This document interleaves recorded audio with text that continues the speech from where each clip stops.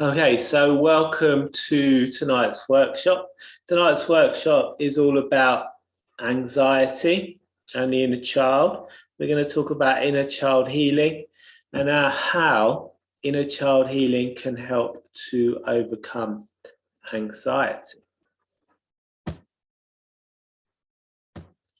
So the agenda, we're going to talk about what anxiety is, what causes anxiety, talk a little bit about toxic shame, shame-based feelings. Going to talk about how inner child healing can help. And then at the end, we're going to have a short hypnosis session. And starting on Saturday, I have an inner child program, which is a 4-week program. I'll be telling you a little bit about that during this workshop as well. So what is anxiety? Anxiety is something that we all need. It's impossible to completely eliminate anxiety from your life. There'll be something wrong with you if you never experience anxious feelings. Anxiety is the part of the fight or flight response, and its purpose is to keep us safe, to help us either fight or run away. So when we experience anxiety, some of the symptoms, such as the increased heart rate, helps to get blood pumping around the body, to the muscles. Breathing helps us to bring in more oxygen. And if you were in a real situation of danger, you wouldn't want to eat. So generally, when people experience anxiety, they have a loss of appetite, can even, be sick if you've just eaten. And your immune system, your immune response is usually depleted. So if you're being chased by a lion or a tiger, you don't need to worry about viruses and diseases. So that energy is diverted from your immune response to your body so that you can make your escape. So people who suffer with chronic anxiety often experience more colds and other illnesses. So how can anxiety be caused by the inner child? So when we're children, we need to feel unconditionally loved and accepted. We need what are known as good enough parents. So no one's perfect. No parent can ever be perfect. But good enough parents will be able to give the child unconditional love, make the child feel accepted, validate the child. Most of us grow up with only conditional love and acceptance. And when we grow up in an environment where we only experience conditional love, we need to take on family roles to feel okay. So family roles could cause us to become people pleasers, perfectionists, black sheep or scapegoat. And only receiving conditional love and acceptance from our parents is a form of abandonment. And it causes us to develop a constant feeling of unease, like there's something wrong with us, like we are not okay unless we're fulfilling the family roles we had as children. Until the age of 7 is known as the imprint period. It's in this age range where we're looking to our parents to help, and caregivers to help us understand the world. Our parents are going to be like gods to us when we're in this age range, and we'll believe anything they tell us. So if those parents are abusive in some way, they're putting us down, if they're physically abusing us, we're going to internalize that. We're going to think it means there's something wrong with us. Likewise, if a parent suffers with anxiety or depression, we're going to pick up on that. We're going to see that, and we're going to develop anxiety and depression. We're going to adopt the beliefs that maybe the world's not a safe place. So, question: did you feel loved and accepted as a child? Let me know in the chat box.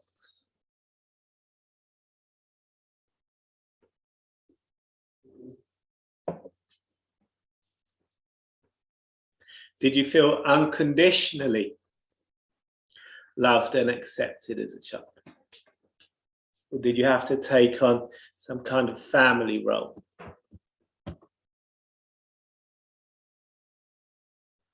No.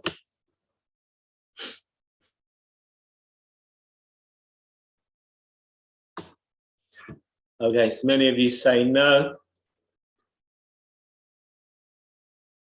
Some of you say not unconditionally.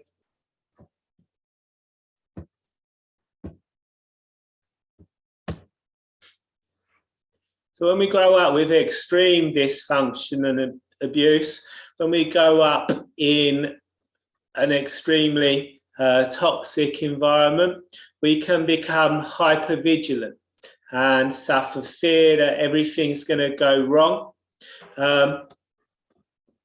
When we grow up in this type of environment, we can develop what's known as CPTSD, complex PTSD.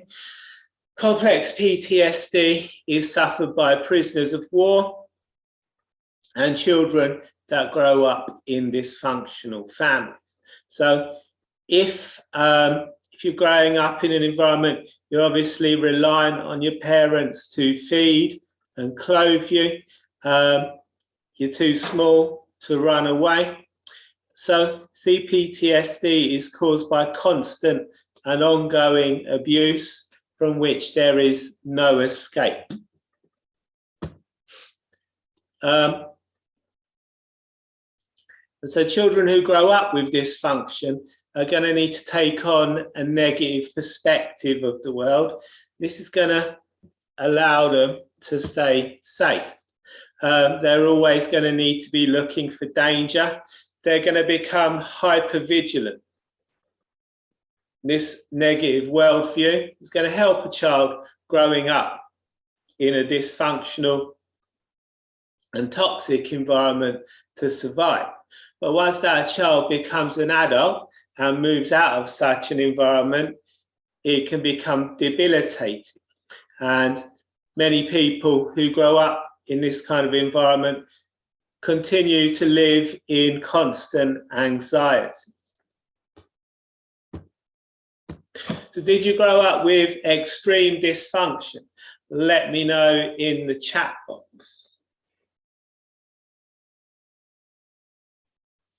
As I said, a child is going to internalize everything. They're going to think everything's about them.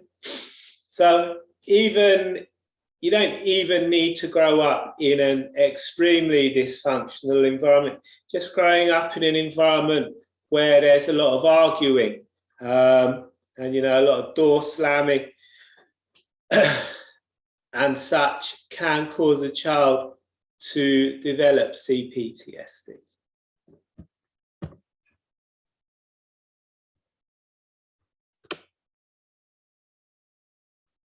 Yes. And again, because children internalize that, many people grow up thinking that their childhood wasn't that bad when it actually was.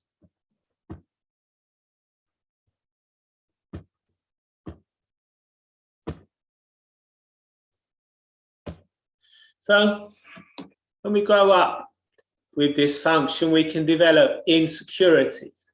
Insecurities are when we don't feel good enough, when we feel inferior or inadequate, Insecurities are going to make us feel anxious about our abilities to achieve our goals, about our environment, our ability to survive, our ability to keep a roof over our head.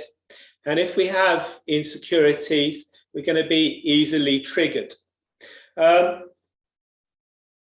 again, you know, dysfunctional families generally tend to call each other names. They think it's funny to pick on each other. You know, if it's a narcissistic parent or narcissistic parents, they'll generally idealize one child, make one child their favorite, the golden child, and they'll give that child all their love and affection. And then another child will become the scapegoat.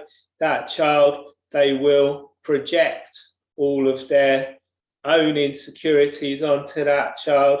They may make that child insecure about their sexuality or even their sex. You know, it's not uncommon for parents to tell a child that they should have been born a boy or a girl. And yeah, they're going to project all of their own toxic shame, all of their own issues onto that child.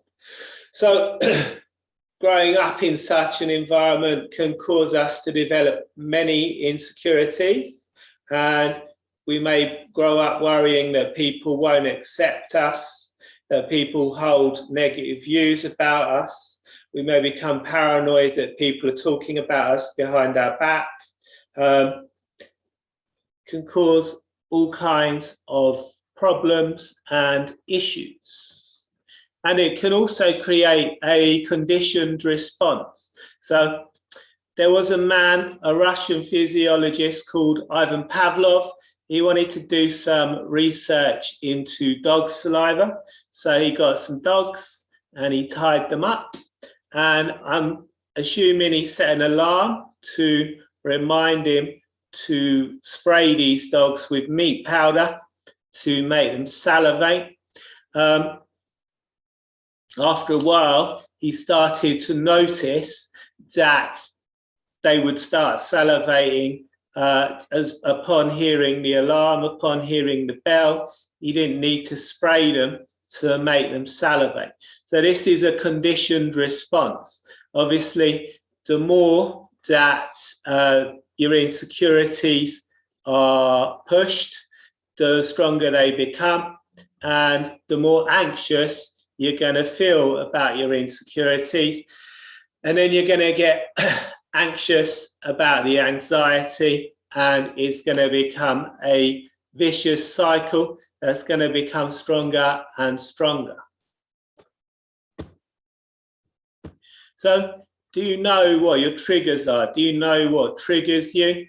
Do you know what things trigger your anxiety? Let me know in the chat box.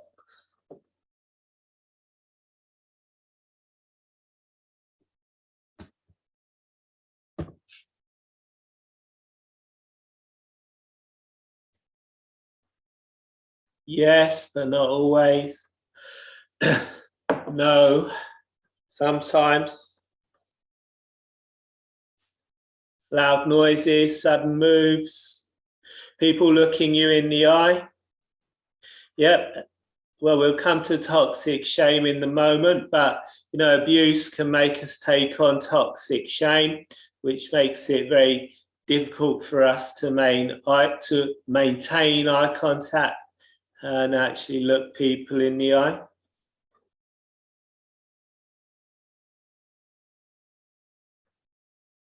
Yep.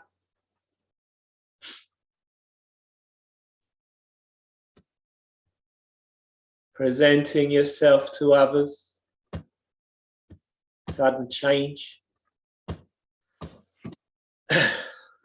Okay, so healthy shame.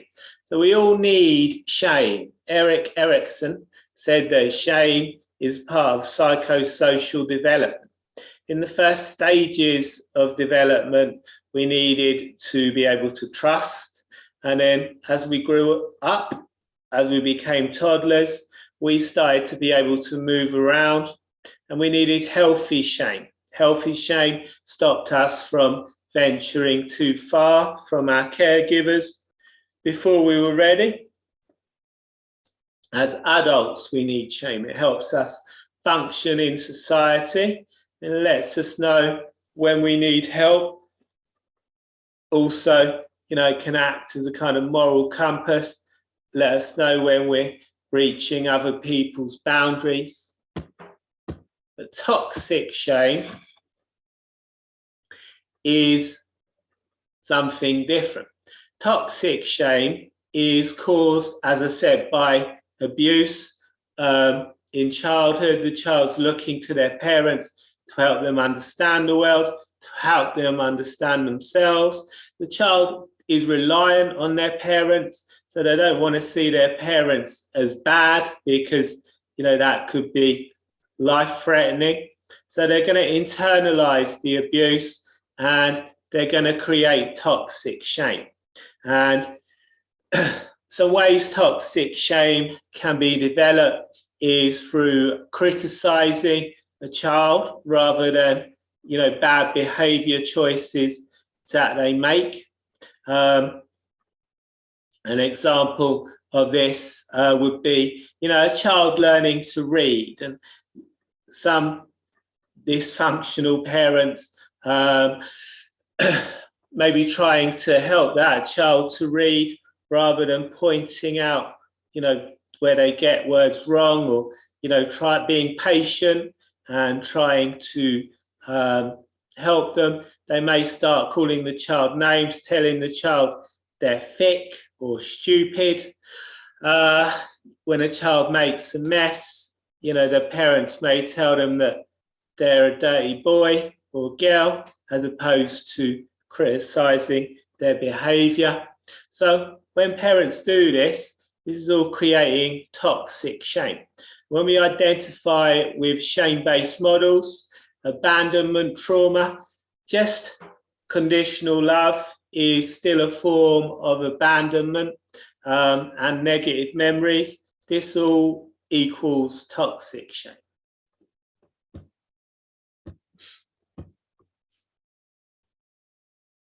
Just checking your comments.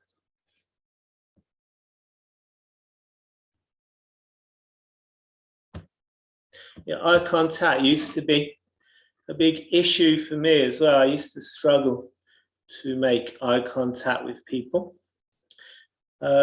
It's not an issue for me anymore. So shame-bound feelings. So when we grow up with toxic shame, we can become shamed out of our feelings, and we can feel ashamed when we need help, when we feel angry, assertive, sad, fearful, sexual, or even joyous. We're going to become cut off from vital parts of ourselves. These disowned parts can become sub-personalities. So there's talk of, the shadow. Carl Jung developed this idea of a shadow, the things that we can't see in ourselves, but everyone else can see. So toxic shame can make us develop this shadow. Everyone has a shadow. Everyone has varying levels of toxic shame. And we're going to project the things that we've been shamed out of onto other people. And to become whole, we need to accept all these parts. We need to accept that no one is broken, and every part of us has value and needs to be accepted. So when do you feel calm? Let me know in the chat box when you feel calm, what you do to feel calm, what kind of things you find relaxing.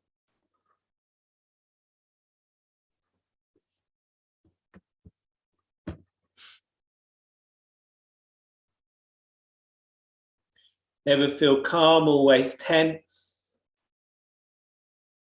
smoke weed, meditation, exercise, weed, when you're distracted, yoga, spa, excellent. Nature, yep, nature can be very good way to calm down, as can yoga. Qigong is a very good way to increase calm. Stretching. The circus, excellent. Exercise, marvelous.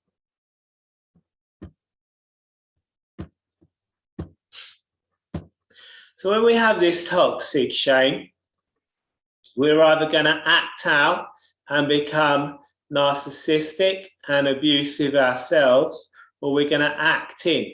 When we act in, we may use drugs or alcohol to try and suppress the toxic shame. We may self-harm, eating disorders, emotional eating. These are all ways to suppress toxic shame. These are all ways of acting in. So John Bradshaw said, shame is the effect which is the source of many complex and disturbing inner states. He said shame can create depression, alienation, self-doubt, isolating, loneliness, can create paranoid and schizoid phenomena, compulsive disorders, splitting of the self, perfectionism, deep sense of inferiority, inadequacy or failure, can also create personality disorders such as borderline conditions and disorders of narcissism.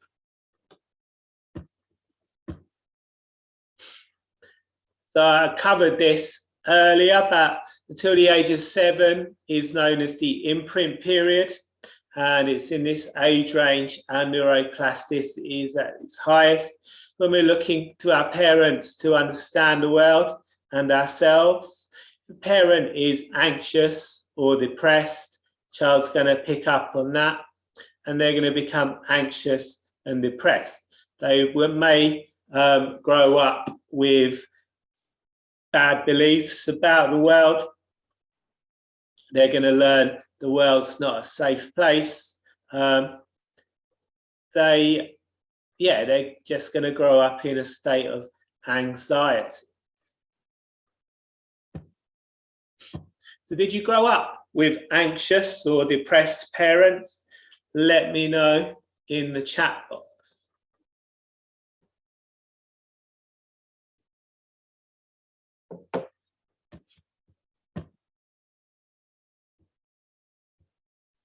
Yes. Yep, many of you did.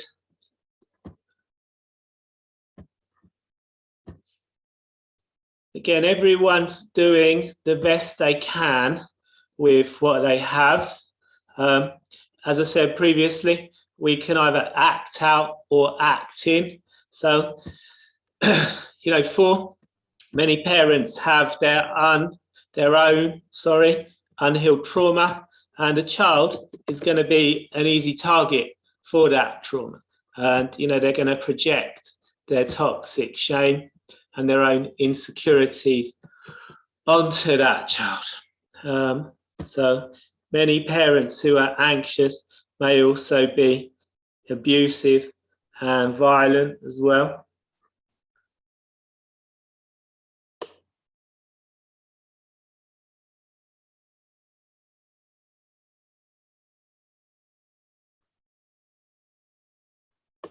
Yeah.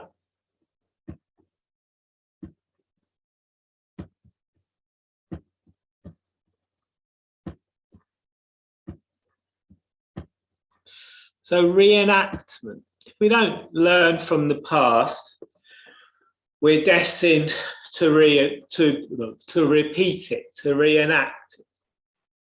when we don't resolve our trauma, we're either going to inflict it on others. As I said, as you know, abusive parents will often inflict it on their own children. They'll often parent the way they were parented, or we'll find new people to inflict it on us. So there's a phenomenon known as attractions of deprivation, which says we're attracted to the worst emotional traits of our primary caregivers. And there's two theories on this that I know of. One theory is that we take on these emotional wounds in childhood and we keep being attracted to people who display those emotional traits once we become adults, as a way to be constantly trying to heal them, to fix those wounds. Another theory is that's how we learn to interact with people. And so those are the kind of people that we're comfortable interacting with. If we grow up with abuse, we're going to find ourselves being attracted to abusers, and we may even do things subconsciously or unconsciously to try and further the abuse, to try and encourage abuse or provoke abuse. So even if we aren't able to find someone who is abusive as our parents were, or not abusive, abusive in different ways to our parents are, we may unconsciously act in ways that makes them become abusive.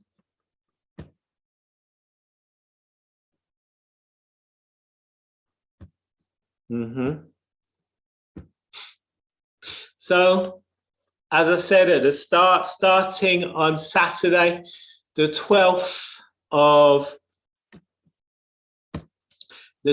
February, I have a 4-week inner child program. It's a group program. It consists of 4 group coaching sessions.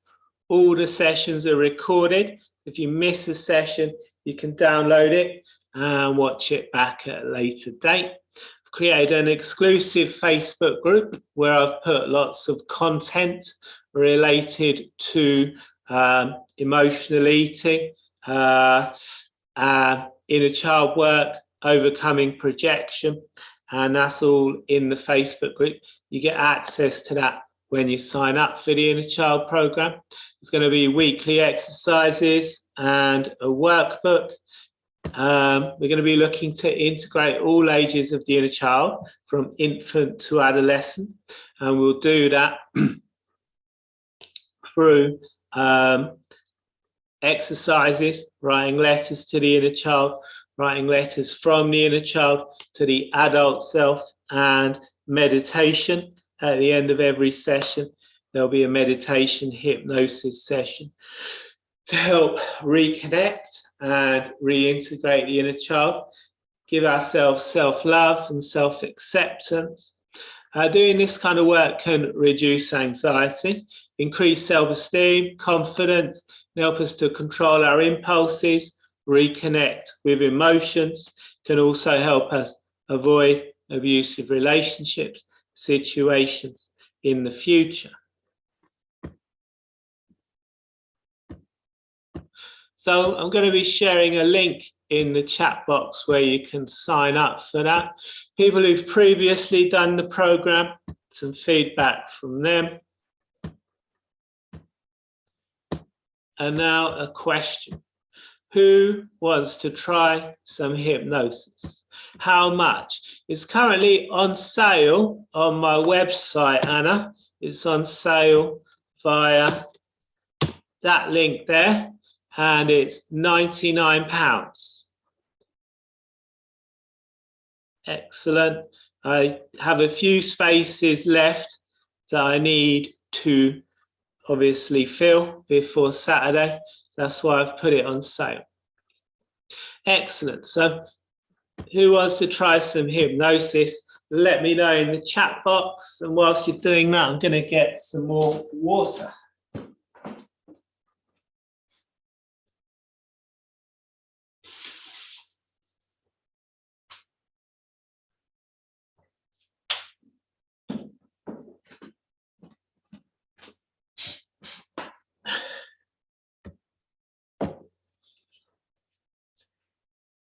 Excellent.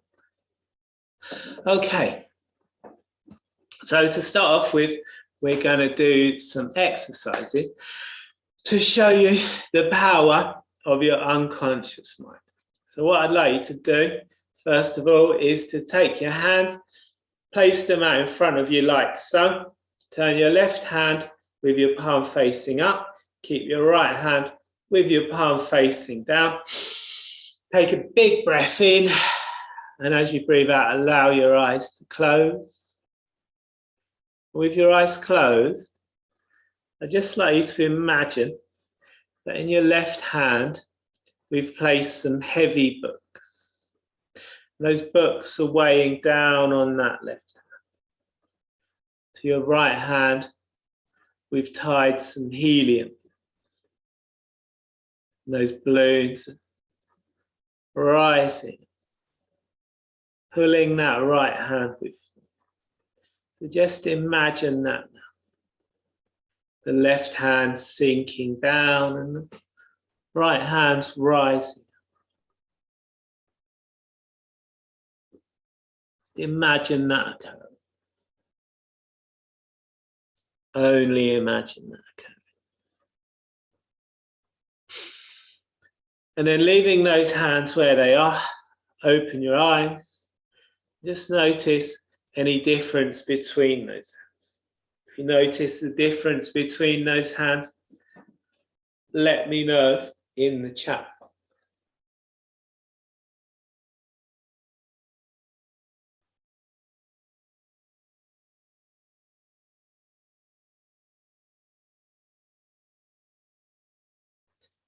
Let me know in the chat box if you notice the difference between those hands.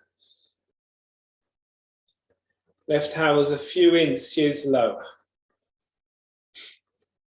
You didn't? Yep. Excellent. Some of you say that the left hand went lower. And that's good because that's precisely what I wanted to happen.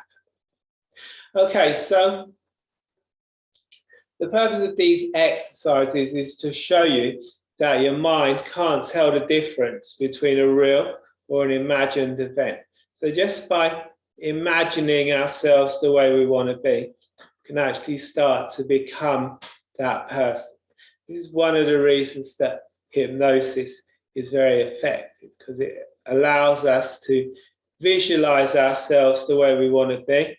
And visualization has actually been shown to create new neural pathways in the brain. So just by regularly visualizing yourself as being more confident, being calmer, you actually start to create new neural pathways. And the more you visualize, the stronger those neural pathways become. So since some of you said, well, you didn't, I'm going to do another exercise now. So this time, I'd like you to imagine that, okay, so taking a deep breath in, I'm not really with it tonight, feeling really tired. Taking a deep breath in, breathing all the way down into your stomach. As you breathe out, just allowing your eyes to close. With your eyes closed, I'd like you to just imagine that you're walking into your kitchen. On the side in your kitchen is a bowl of nice, juicy citrus fruits. Could be a selection of fruits. Just one fruit, whatever kind of citrus fruits you like. It could be an orange or a lime. It could be a grapefruit or a lemon. It kind of citrus fruits you like. Imagine a big bowl of them. And then picking your favourite fruit out of that bowl. Safely and securely placing it on a cutting board. Then safely and securely taking a sharp knife and cutting into that fruit. As you're cutting into it, those juices are squirting out and flowing down onto that cutting. Maybe you can get a sense of citrusy aromas in the air. And then cutting into it again. So you're creating a nice bite-sized wedge. Those juices, it's again going everywhere. Flowing down onto that cutting board. And picking up that wedge of fruit. Lifting it up towards your face. Maybe stopping for a moment, taking a moment. Sniff it and smell the citrusy flavors. And then placing it in your mouth. Biting down on it. As you're biting down on it, those juices are exploding in your mouth. Those citrusy flavors all over your tongue. The juice is flowing out, flowing down your face, dripping off your cheek. Just imagine that now. Now when you're ready, open your eyes, come back to the present. If doing that exercise made your mouth water, let me know in the chat box.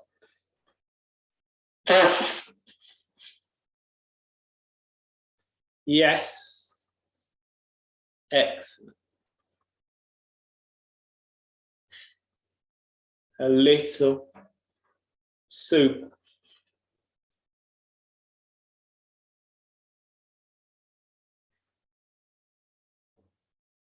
Okay, so when we're breathing, we want to be breathing all the way down into our stomach. And it's been shown that breathing into your stomach actually triggers the relaxation response. If you ever watch someone sleeping, you've probably noticed that their stomach goes up and down as they're breathing in. So breathing into the stomach is always the best way to breathe. For some reason, when we start school around the ages of 7, we lose the ability to breathe into our stomach, when we're awake. So as you go through your day, as you're, taking time during the day, I would invite you to become conscious of your breathing and just maybe taking a few deep breaths into your stomach, randomly throughout the day. Doing this can help you to relax and to feel more calm. Excellent. So many of you found that exercise a lot more useful than the previous. Super. Okay, so now we're going to do some hypnosis. So just making yourself comfortable. Allowing yourself to settle back. Maybe shrug your shoulders up. Release any tension from your neck.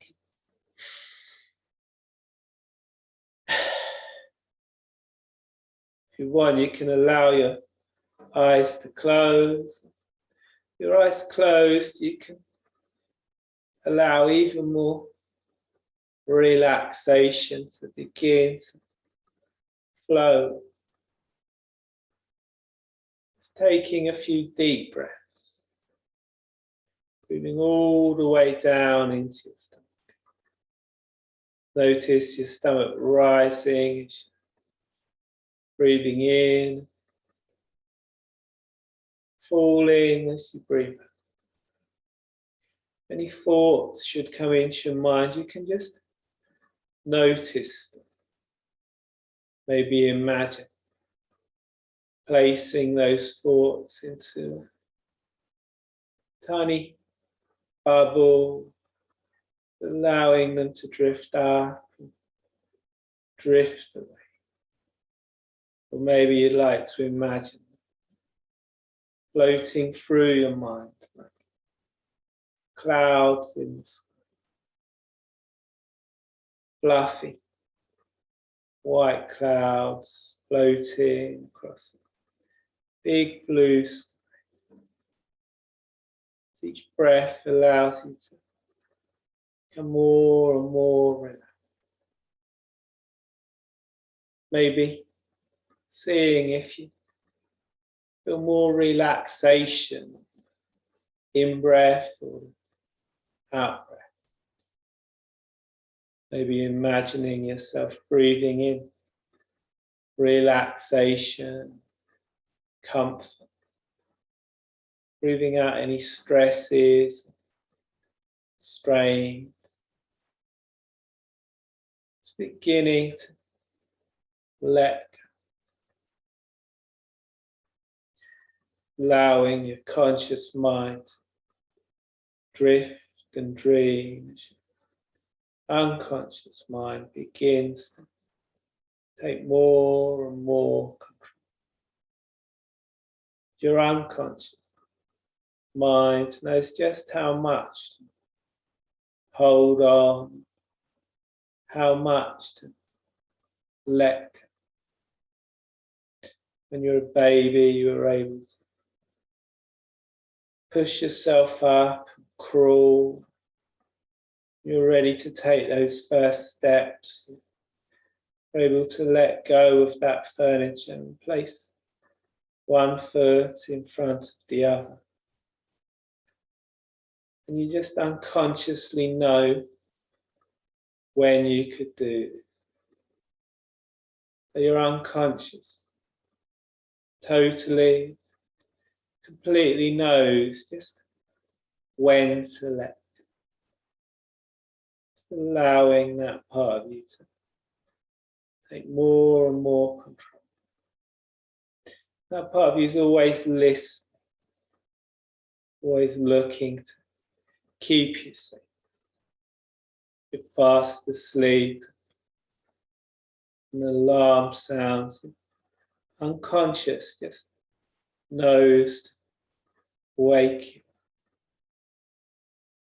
Really having faith in that part. Drifting deeper, deeper. Maybe remembering times in the past. Times when you felt completely, totally relaxed, at ease. Maybe scanning around your body, seeing where you feel the most relaxation. Allowing that relaxation to spread out. In a moment, I'd like you to imagine yourself standing in an elevator. And in this elevator, there are 3 buttons. When you press the first button, you'll be able to double this relaxation even more.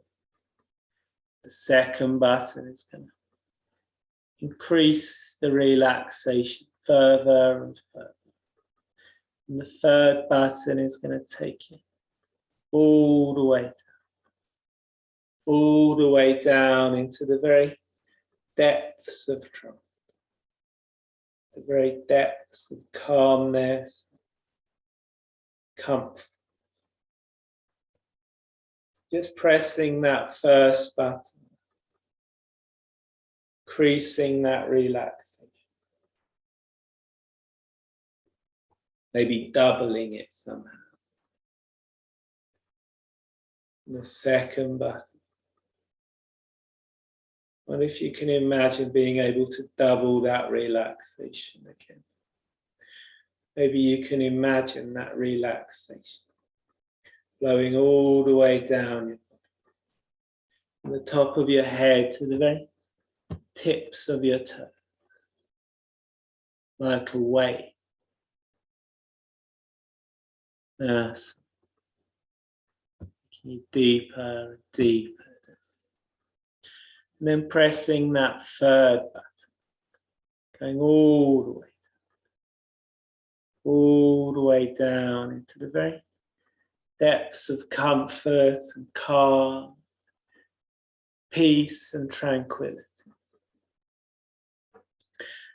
As those elevator doors open, you find yourself on a wonderful path.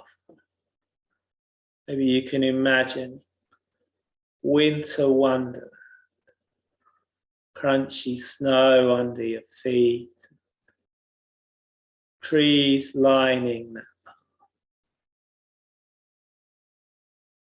Just walking in that snow.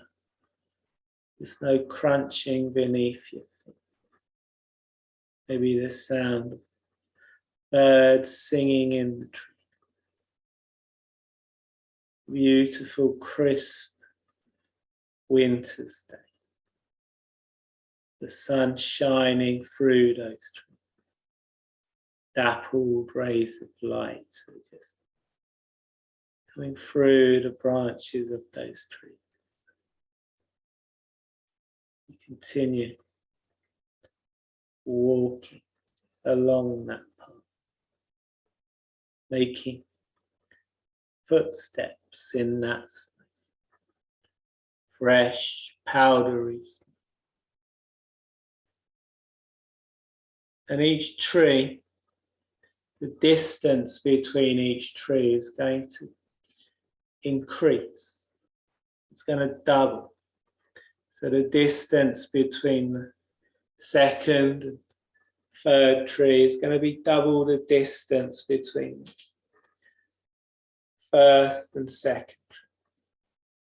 The distance between the fourth and fifth tree is going to be double the distance of the distance between the third and fourth.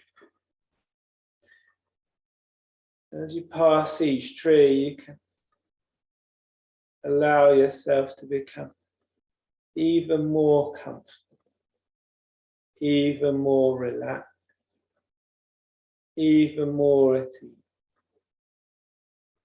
Just allowing that to happen, moving from the first to the second tree, and from the second to the third tree, moving down that path, enjoying calm, that comfort, maybe getting a sense of the tiny muscles, forehead and your face, just relaxing, letting, smoothing, going down into your neck, arms, shoulders, and hands, going down your body, down your legs into your feet. Yes. The person starts to enter a state of trance, a state of relaxation, hypnosis. Any muscles and arms and legs twitch a little. They release and surface tension.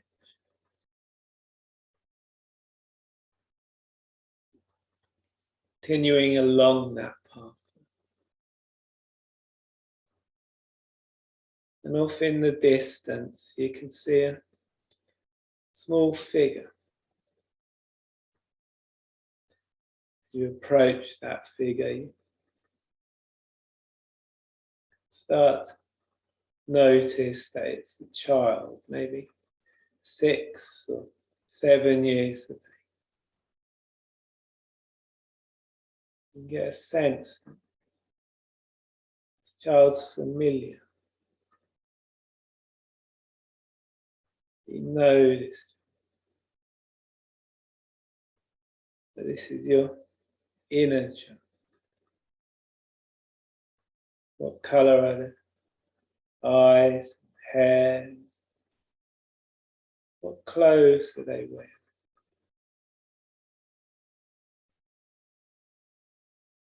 Nurse. Just approaching that child, bending down, giving them a hug, telling them that you're from their future, that you're the only person that they'll never lose, that you love and accept. You'll always be there for them, no matter what. Maybe you can get a sense of a connection with that inner child. Maybe you can feel yourself filling up with that love and acceptance, feeling calm and relaxed, completely, totally at ease, comfortable in every way. Yes. Maybe you can start to wonder what it could be like if you could take some of this calm into the future. Maybe into situations that have troubled you in the past. See yourself in those situations. See yourself feeling calm and relaxed. Completely, totally at ease. Notice what you'll be doing differently. How will you stand? How will you interact with people differently? Just observing yourself. Noticing those changes. Yes. Maybe you can imagine stepping in to that future version of you, seeing through their eyes, feeling what they feel, feeling that calm, that comfort, that confidence. Maybe get a sense of yourself standing just a little bit tall. These tiny vertebrae in your back are just comfortably stretching out in some way, allowing you to be just a little bit more upright, a little bit more comfortable, a little bit more confident. Your shoulders back. Maybe you can imagine talking to people, looking them in the eye. Yes. Over the coming days and weeks, you can start to notice changes in those old situations. Start to notice yourself feeling more confident and more comfortable. When you notice that, you may notice a small smile on your face. You may notice yourself smiling to yourself. Either there, now, Nice. And that can let you know that those changes taking effect. In a moment, I'm going to count from 1 to 5. When I reach the number 5, you can come all the way back to the present, noticing how good you feel. So begin counting. 1, allowing any feeling to return to your feet. Maybe you'd like to wiggle those toes. 2, as that energy flows up your legs. 3, flowing up your body. 4, down your arms, into your hands. Maybe you'd like to wiggle those fingers. And on the next number, you can open your eyes and come all the way back to the present, noticing how good you feel. 5, eyes open, wide awake. Maybe you'd like to stretch and yawn.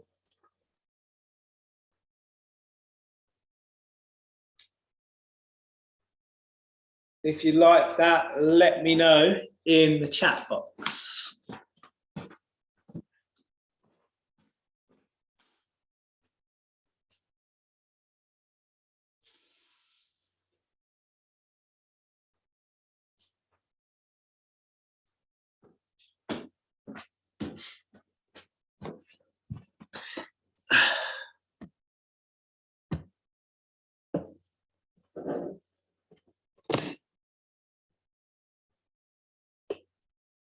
Excellent. Thank you. Thank you. Some people do sometimes cry when they meet their inner child. That's a good thing. That's a cathartic effect. That can be a release.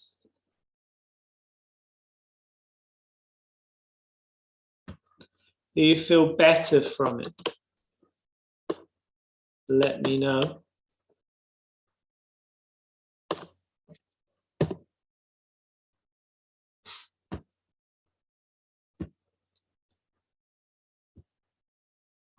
Excellent. So you feel different now. Glad to hear that.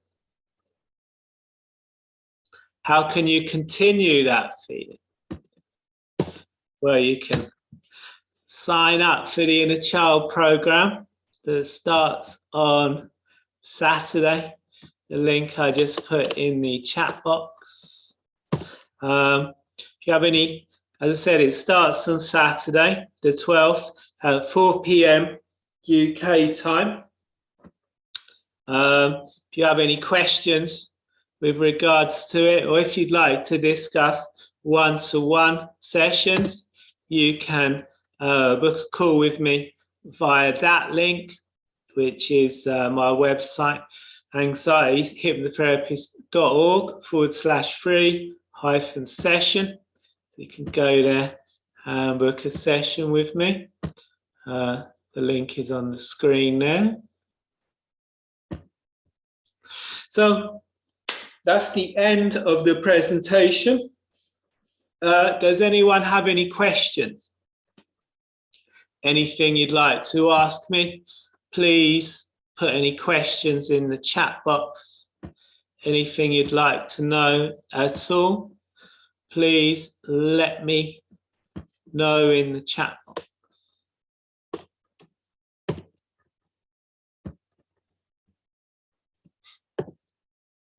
Any questions at all? How long does each session take? Well, one-to-one sessions usually take an hour and a half to 2 hours. Sessions on the Inner Child program, the 4-week program, they also take an hour and a half to 2 hours. So I just posted some links in the chat box. The first link is to my website, anxietyhypnotherapist.org/free-session, where you can book a free session with me. Second link is for the 4-week Inner Child program, which starts on Saturday. Currently on sale on my site for £99. The third link is for my Facebook group, which is my free Facebook group. It's got nearly 1,000 members, and in the group, I regularly post articles. I have content and things in there. You can ask any questions you want to ask in there. And the fourth link is to my YouTube channel, where I will upload this video tomorrow. And if you're on my mailing list, I will send out an email to say the video is on my YouTube channel. If you're not on my mailing list, you can go to that link, that YouTube channel link, which is the fourth link that I posted there. It's there again. And you can subscribe to my channel, or you can private message me your email address, and I will add you to my mailing list and email you tomorrow. Any other questions? Thank you all for coming. I appreciate you all coming, and I appreciate being able to help and to make a difference. I hope it makes a difference for you all.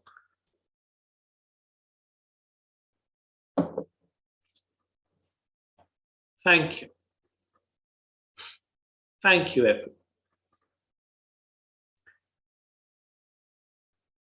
Thank you, Laura. Okay, so if no one has any other questions, I will stop the recording right now. As I said, if you'd like to be emailed once I upload the video, you can private message me your email address,